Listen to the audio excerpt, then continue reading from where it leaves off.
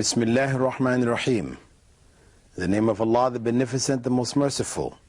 I'd like to welcome you, dear viewers, to another in our series, Contemporary Issues, in which we look at a variety of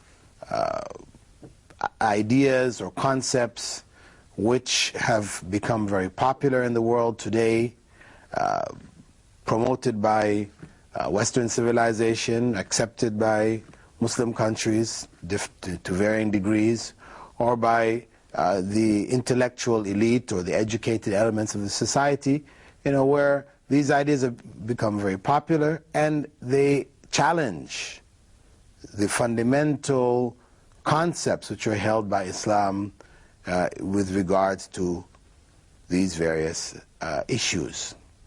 The topic that we'll be looking at today is a very vast topic, and it's a topic concerning criminal justice, the Islamic legal system, and how its laws are applied. What people tend to focus on is that the criminal justice system of Islam is very harsh. It's referred to as being medieval, primitive, a variety of different terms used because the image given of the application of Islamic law is really one of chopping off of hands and chopping off of heads and lashings and stonings, and this is the general image given, that this is just something impractical in our time, something which modern civilization has left behind, no longer applicable and of no benefit, really something which was primitive. This is the general impression given. However, when we look at the issue of criminal justice, and perhaps at the core of it is the issue of capital punishment, which has been banned by the UN as well as the ECC. We look at it and how it has developed in Western civilization. For example, in America and the West in general, the main goals behind Western penology, we could say, were three. One, retribution, that is, justification looking to the past, that is, punishment or revenge. Two, deterrence, and that was looking to the future, and that is prevention. And three, reformation, to reform the individual, to make that individual a better personality, a better character, to be released back in society. Now, these were the basic principles behind Western penology. However, from as early as the late 30s, we find a report of the Departmental Committee on Corporal Punishment in England stating that corporal punishment was of no value as a deterrent and should be abolished. In 1952, Justice Hugo Black, the United States of America, he wrote that retribution is no longer the dominant objective of criminal law. Reformation and rehabilitation of offenders have become important goals of criminal jurisprudence. And in 1972, Justice Thurgood Marshall, this is again of the United States, the Supreme Court, he wrote, punishment for the sake of retribution is not permissible under the Eighth Amendment. In the same year, California's capital punishment law was declared unconstitutional. For some criminologists, reformation has become synonymous with cure.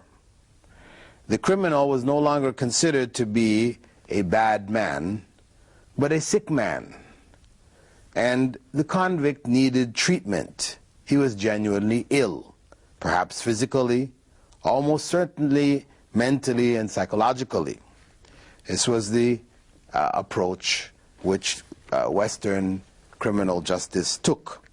And in 1965 in England, the death penalty was abolished.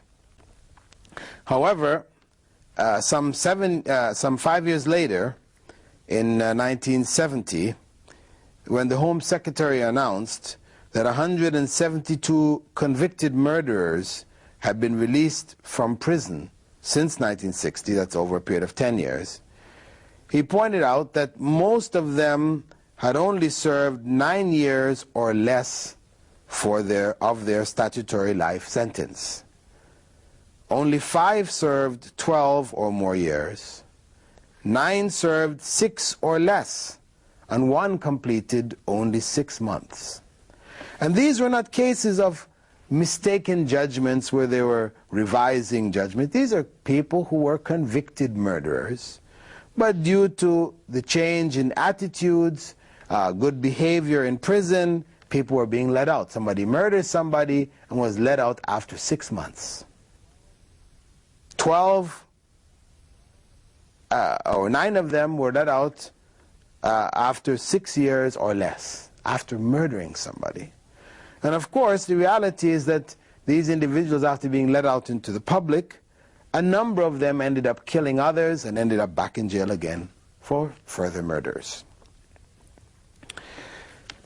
Today, Western penologists have admitted that the penal system has utterly failed in reforming and rehabilitating criminals.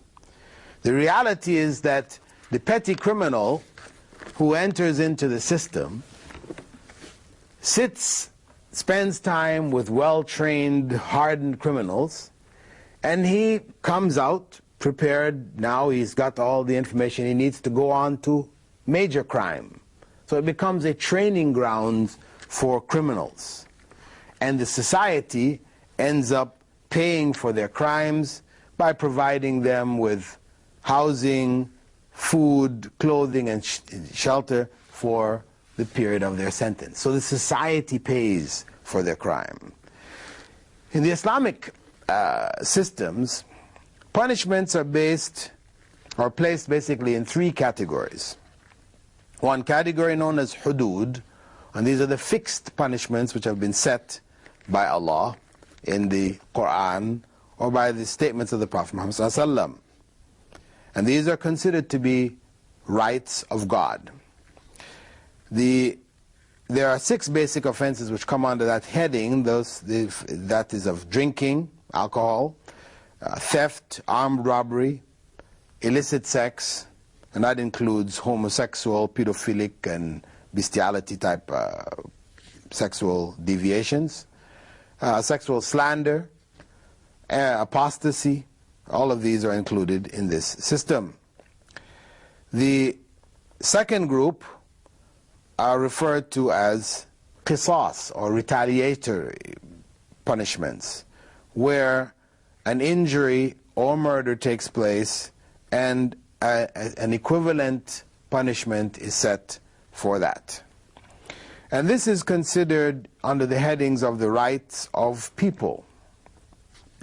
And the third category is that of ta'zir, or what may be called discretionary punishments, where no specific punishments are set aside in the law, where the judge may, depending on his own ruling, depending on how he sees the seriousness of a particular crime, he may prescribe any particular punishment. Now, of course, these punishments cannot reach the level of those of the hudud themselves, the ones which are fixed by Allah.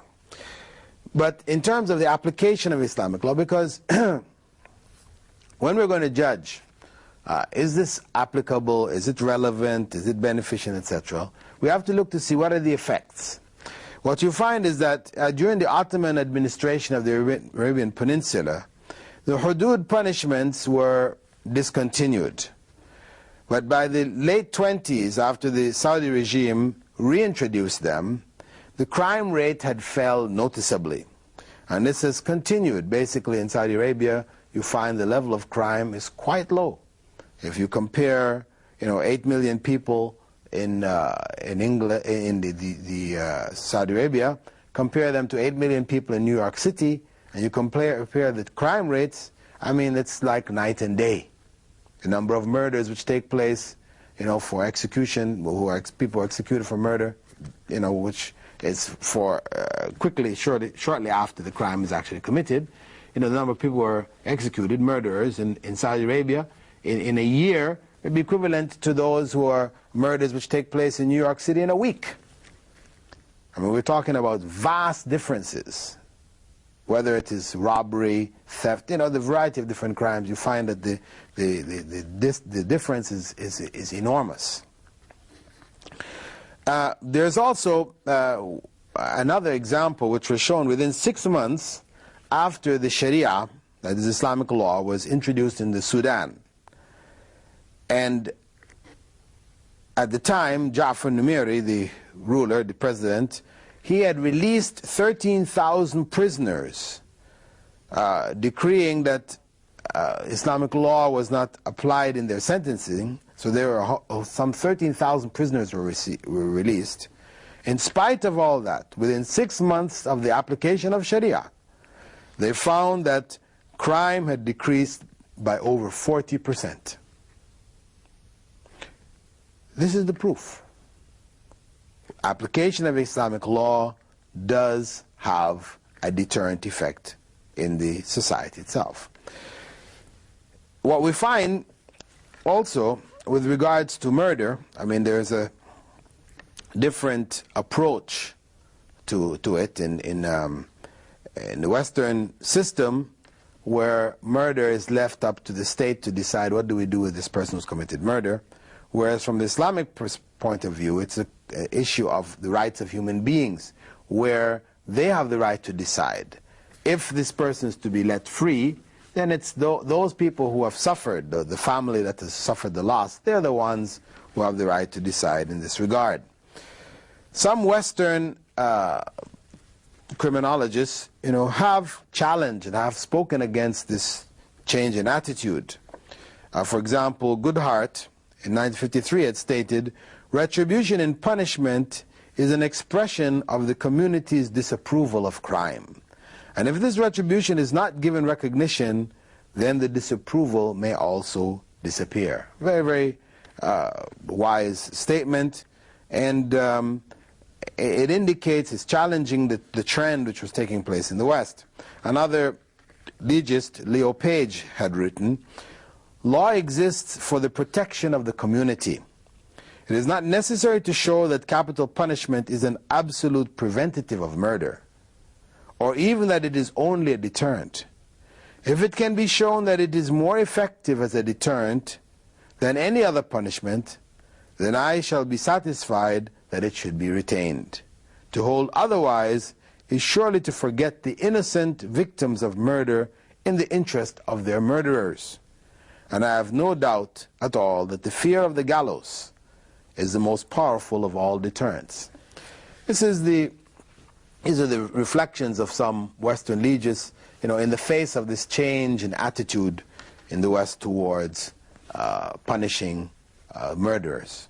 And in fact, over the last 30 years, especially the last 20 years, the application of capital punishment has been reintroduced into most of the states, or many of the states in the United States.